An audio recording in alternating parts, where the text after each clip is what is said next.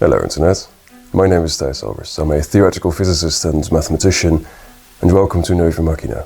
So our mission is full-body exoskeleton technology, and where we are now is to develop the core technologies such that we can actually do that, because no one has actually been successful in this.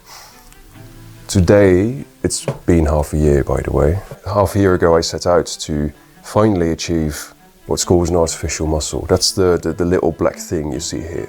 Basically, the reason why exoskeleton projects have always failed is because of weight. Basically, electromotors are very, very heavy. I mean, there's more problems, but essentially they're very heavy, meaning that if you want to emulate the complexity that's, for example, in the forearm, basically we have 19 degrees of freedom here. If you want to emulate all of those, if you want to reinforce every one of those, you need 19 different electromotors, servos, or something like that, which is going to be heavy and bulky. And that might not be so much a problem in itself, but this now already quite massive forearm with 19 at least servo motors here, if you want to support it with an exoskeleton, also needs to be supported by the bicep tricep area, which needs to be supported by the shoulder and the whole rest of the body. What you find is that the whole exosystem is spending all of its energy supporting mostly the exosystem, not the human inside. The baseline efficiency of an electromotor is extremely high, but what we want to achieve is something with a high force to rate ratio. An actuator, an artificial muscle in this case, that weighs very little but can produce a tremendous amount of force whilst kind of moving like, well, a human muscle. I think we've been successful in that regard. It's still not perfect, but I've taken existing technologies and I've hybridized them. Like, our muscles basically work on chemical potential, lots of complex chemical stuff going on, activated by electrical signals and fueled by a fluid stream. Some of that is going on in here with existing technologies, just combined in a way that I don't think anyone has ever done before. So yeah, let's look at some footage together. I started by just setting this up and putting a weight on it that's about 1 kilogram.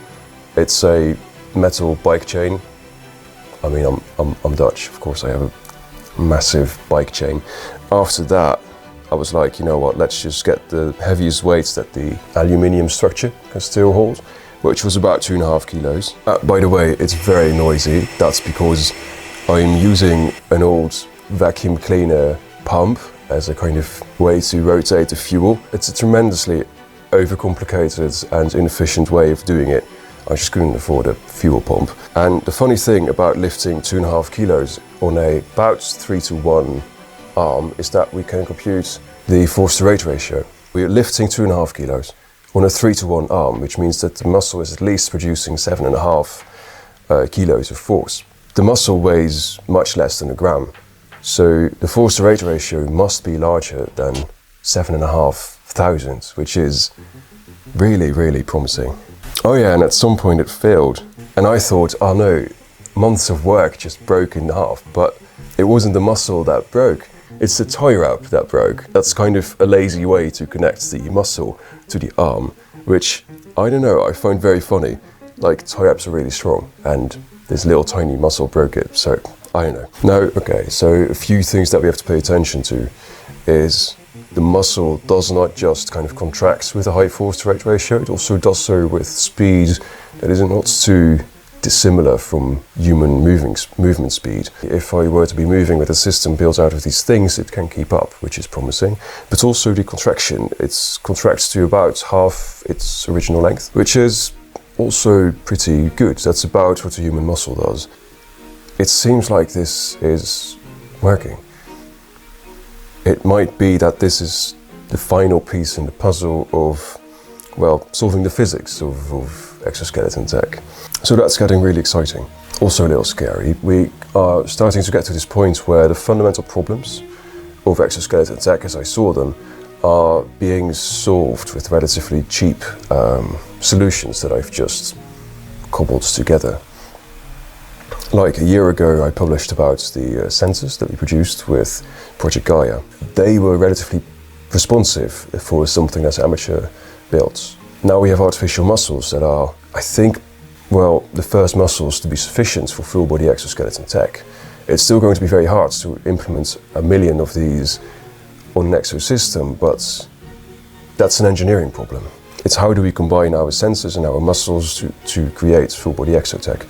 It is much less a fundamental physics problem. So we're kind of transitioning into a new phase of this research, which is very exciting. But it is a lot more engineering, and I'm a physicist. I'm not sure if I can be a good engineer. If you're watching and you are an engineer, or you know stuff about engineering, how do I get started properly in engineering? I've been looking at books, I've been asking around with friends of mine that are engineers. I need to self-teach myself a lot of engineering, bioengineering or biomechanical engineering. So if you have any tips on that, I'd love to hear. I'm also trying to solve this other problem. I'm putting all my money in this research, which I don't mind at all. I've got this little side job as a robot operator. It makes enough to finance this research for now, but I think that's only going to be true for about, a year, I guess. So I've been going to these events, like business events, and asking, what do you think? How should we finance this? Because I worry about traditional investments. An investor just wants to see money, and we're building a technology of which, the use is not yet quite well defined. Either we could make something that really helps a lot of people, that improves safety in dangerous work environments. It can be used for search and rescue, but can also be weaponized, I imagine. I mean, I don't know. We'll only know once we get there. That makes me hesitant towards traditional business stuff.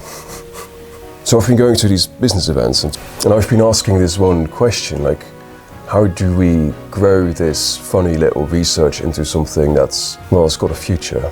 And I don't know yet. So if you have ideas on this, please let me know. So yeah, the business event was actually really good fun. It was lovely weather. I went to the city. I went and met up with a guy that's in exoskeleton tech. I met with Yiran. She's doing this company where she models the human body. You send in a few pictures. She has an AI that models your body and models how clothing would look on you. I talked to this guy called Bruno, and to him I also asked this question of how do we finance this research if traditional investment seems to not be wise. And we talked 2 hours and he also couldn't figure it out. Anyways, I also built this set, I guess. Basically, I've been a teacher for about 10 years and I thought, why reinvent the wheel? Just kind of make these videos the way I would teach. So I got a blackboard and I'm loving it. Oh yeah, I also hung it up and instantly my roommates started drawing on it. So yeah, that was all good fun. I think for now, because I'm running into this problem that I don't know how to be a good engineer, I don't know how to be a good film guy, I don't know a lot about biophysics per se. I'm starting to need a lot of help. I don't know how to solve my big problem of how to finance this research in more than a year. So yeah, I think I'll be doing this a lot now. Just talk to you guys, see what you think. Perhaps if we put more brains to this matter, we can actually do this and actually solve this big problem of full body exotech. Last thing that we should probably talk about is how to proceed. I think we could basically say that Gaia and Alita, how we build sensors and communicate with the human body, Gaia and Alita, the artificial muscle, I think we are at a level that's still amateuristic, but it works sufficiently to proceed. I think we have, therefore, 3 things to work on. Basically, we need to combine Gaia and Alita, not just have the muscle function on itself, but to also function exactly the way we instruct it to do by following our own muscle movements. We need to expand Alita such that the muscle is not just one little tiny fiber. You want to use them in parallel such that they can produce greater forces. And then lastly, what we need to work on is what I for now call rigid exobody theory. Basically, we have muscles that can contract, just like human muscles, but I don't expect it to be easy. How to combine a rigid body that we wear with a few rotating joints, how to combine that with these artificial muscles such that we have a functioning exosystem, that is a big problem. I have no clue how that works, so we should probably start experimenting with that. Yeah, anyways, that was it for today. Thank you very much for watching. I'm very curious to your opinion about the plans. I'm also very curious to hear if you have any tips. And see you guys next time. Cheers.